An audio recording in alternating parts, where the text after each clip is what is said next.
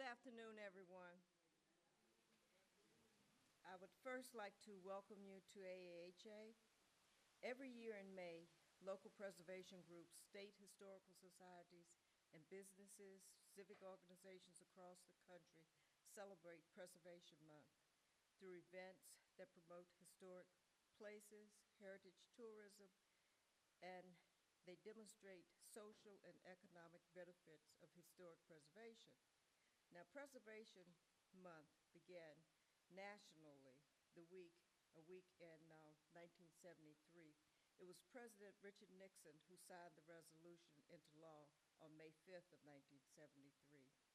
In 2005, the National Trust extended the celebration to the entire month of May and declared it Preservation Month to provide an even greater opportunity to celebrate the diverse and unique heritage of our country's cities and states. Today, we shall continue the mission of preservation as we gather together to learn and hopefully engage in current and future preservation efforts for the next generation. Please allow me to present to you Frank Washington, our speaker for this afternoon. Frank was born and raised in Thoroughfare, Virginia, not too far from here. He is a member of the Oakland Baptist Church, where he holds the title of Chairman of the Trustee Board, Youth Director, and Minister of Music. He formed the Coalition to Save Historic Thoroughfare 3.5 years ago in efforts to protect historic slave, free people of color, and indigenous grave sites and cemeteries not only in Thoroughfare but throughout Prince William County and the state. Frank also holds a seat on the Prince William County Architectural Board, and he has worked closely with Virginia State Senator Danica Roem to help revise the Interment Rights Bill, a second bill requiring proper printed notifications regarding any sale of properties containing a cemetery, and a third bill that allows varied forms of identification to help Black families prove their link to historic cemeteries. Frank, please.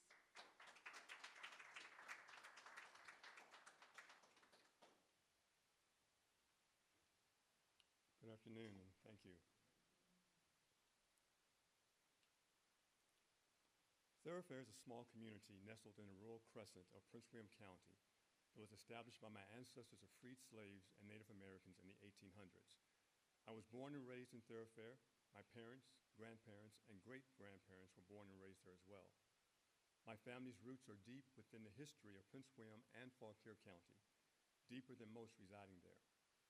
Thoroughfare was a thriving, self-sufficient community built and maintained by some who once worked a plantation, the Cloverland Plantation, on that very land as slaves, a land that was once home to a slave block, where families were torn apart and separated, some never to meet again, some who in part gathered here after the Civil War to find those lost loved ones sold into slavery.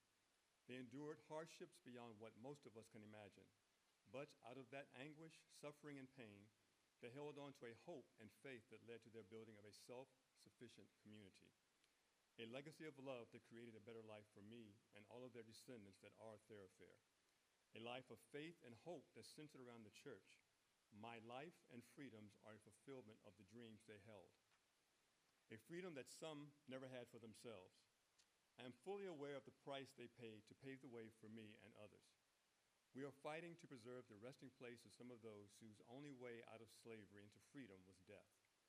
This town, my family, our history, and our cemeteries are under attack. Equality and justice has continually been denied. One of 3 of my family cemeteries, holding the bodies of 75 to 100 freed slave, and Native Americans, was completely bulldozed over and desecrated with no consequences or true accountability. This cemetery, called the Scott Cemetery, is a recognized historical landmark dating back to the 1800s. It is registered and recorded with Prince William County, yet laws and codes that are in place to protect cemeteries have been ignored, both civil and criminal. Why has there been such blatant disregard for the bulldozed destruction and desecration of our Scott Cemetery?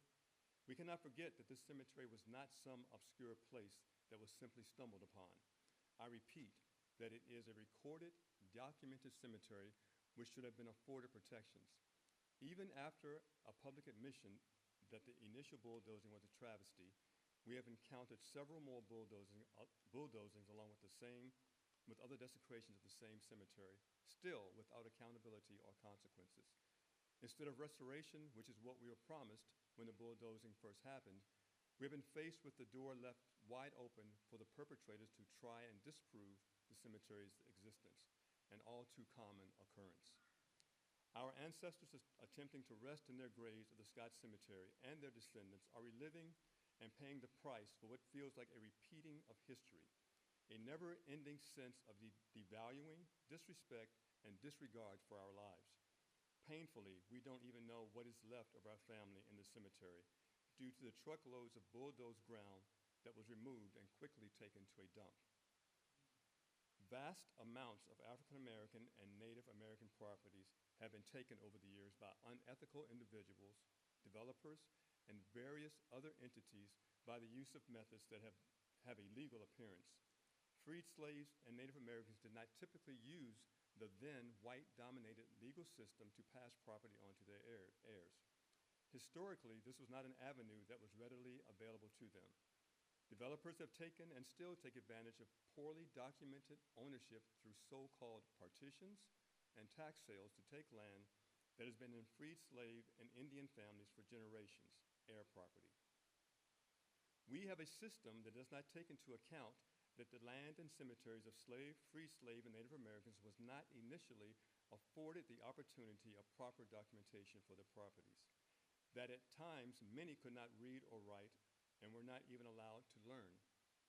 We were not afforded engraved headstones. Many were not even afforded last names. So we were buried on grassy knolls along fence lines or sometimes under trees that held some personal significance to the slave or freed slave or Native American. Field stones historically marked the grave sites. The people who destroyed our Scott Cemetery claimed they had been very sensitive to the situation of bulldozing the cemetery, even as they tried to deny its existence despite ample records. Was it sensitivity that led them to hold a celebration next to the cemetery days after bulldozing it? Was it sensitivity when they held a 4th of July celebration and shot off fireworks from the Scott Cemetery area? Was it sensitivity on Veterans Day when they once again had excavation done around the Scott Cemetery, even after the county and the Sonar Imaging Company advised them not to move forward with any further land disturbance of the area? Was it sensitivity when they denied oversight of their actions and movements? Was it sensitivity when seemingly in response to our lawsuit, they built a fire pit over part of the gravesite area and began setting nightly fires over the bodies of my family, our ancestors? A tactic I feel meant as retaliation to intimidate and to instill fear, just as crossfires were used for many years to instill fear in our ancestors to keep us in what they perceived was our place. We feel deliberately taunted and continually attacked by what we view as racially motivated and inexcusable actions, which have been beyond painful and devastating. We have lived that pain every day with wounds that I doubt will ever truly heal. They have disregarded any sense of morality, values of respect for our lives, or our history in Thoroughfare. They are fueled by a sense of power and privilege that has been condoned by not being held accountable, by not enforcing any repercussions for their harmful, unlawful, and destructive actions that they have been allowed to do whatever they choose to erase every aspect of our history, affording them all of the rights and affording our ancestors and our lives none. A lack of accountability by not upholding laws and codes that are meant to protect us all and not a select few. Historically, situations such as the ones we are facing in Thoroughfare do not end in our favor. It is a situation that is faced throughout our country by many families of color, a pain of loss that is felt over and over by the ancestors of slave, Native Americans, and freed slaves. The economic gap that many freed slaves and Native Americans to this day still experience began in part with slavery. The result of this gap still ends in many cases with many being left with nothing as it relates to land ownership and a generational wealth of ancestry. Generational wealth is not just about finances, it is about our history as well. History repeats itself time and time again. I have referred several times to a will that I found from a plantation owner, Ed Carter, in the town of Thoroughfare, the Carter family. Within the assets listed on the will are names of slaves with a price listed next to each one ranging from $50 to $500. That was difficult to digest, the written reality of the lack of value and a price put on a black life. Slaves were not viewed as human beings, but as property, which is how our ancestors attempting to rest in their graves now are still being treated.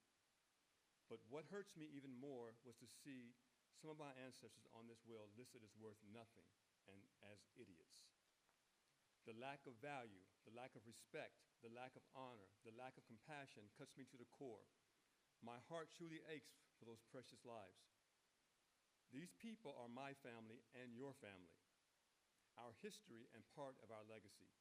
Their blood runs through our veins, a struggle and life of pain and hardship that none of us sitting here can completely comprehend. For many, freedom was death. For many of my ancestors, freedom was found in the places where they were laid to rest in Thoroughfare, many in unmarked graves.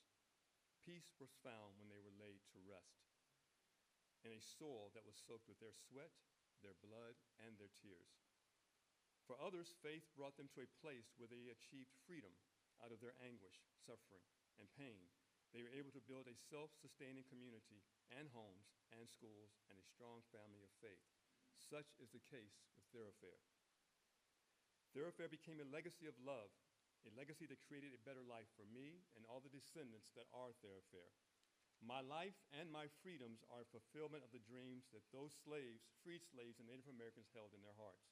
The heavy price they paid was to pave the way for me and others to have more than they had. But that same lack of value for our lives that you see displayed in that Cloverland plantation will is the same lack of value you see today in how our properties are being taken from us, how our cemeteries are being desecrated, how efforts to erase our history and a struggle as a people is continually advancing. Our land is becoming a source of riches for others, taken in many cases through fraud, deception, and other unethical means. This has been instrumental in this historically racial inequality of providing more for others but less for us, even now to the point of bulldozing and desecrating a documented family cemetery, to the point of blocking access, road access, to a second cemetery that we have holding another 75 to 100 freed slave, and Native American graves, with the threat at one point of having those bodies removed.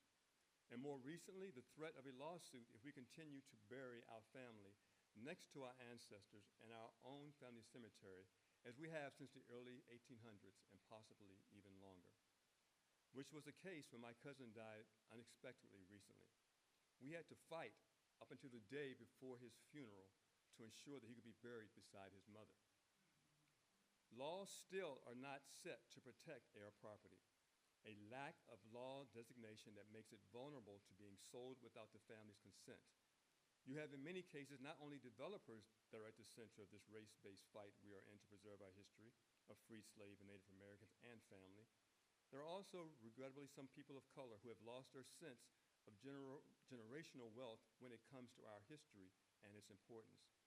You have people in positions that are more attached to power than to justice and preservation for a race that has already endured so much and have continued to lose so much in a system that is still not equal in its protections. This issue is prevalent and happens far too often throughout this country.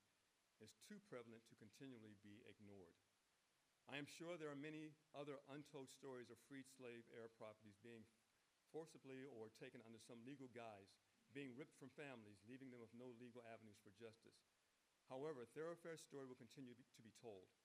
We will continue to fight for it. It is historically significant with great value. It is culturally important with great value. But for me, its great value is in the lives that struggled to build upon it so that I could have a better life in a world that did not always make it easy. Its value is in the love and foundation of family that created a place where I have always felt safe and protected, where I was taught that I had value and something to offer this world. Its value is in the foundation of trust and faith in God that our lives have always been centered around. A place of belonging, a place of hope and dreams, not because something was handed to us, but because we worked hard and with determination and was shown that that determination and hard work yields strong character, success, and pride in ourselves. Despite what the world may throw at us, all of this binds Thoroughfare together in a love that transcends anything that is visible to the eye. The bodies of slaves, freed slaves, and Native Americans resting in the cemeteries and other areas of Thoroughfare deserve to have their place of peace honored, their stories told, and to be given a voice that many did not have in life. We, their descendants, should still have the right to be laid beside our family when our time comes, as has been done for hundreds of years. These lives still matter. They deserve to rest in peace without the threat of desecration. Yet, even in death, they still have to fight. The Coalition to Save Historic Thoroughfare and my family will continue to stand on that same foundation of faith and trust in God, knowing and believing, as God has revealed to us, that no weapon formed against us shall ever prosper. Thank you.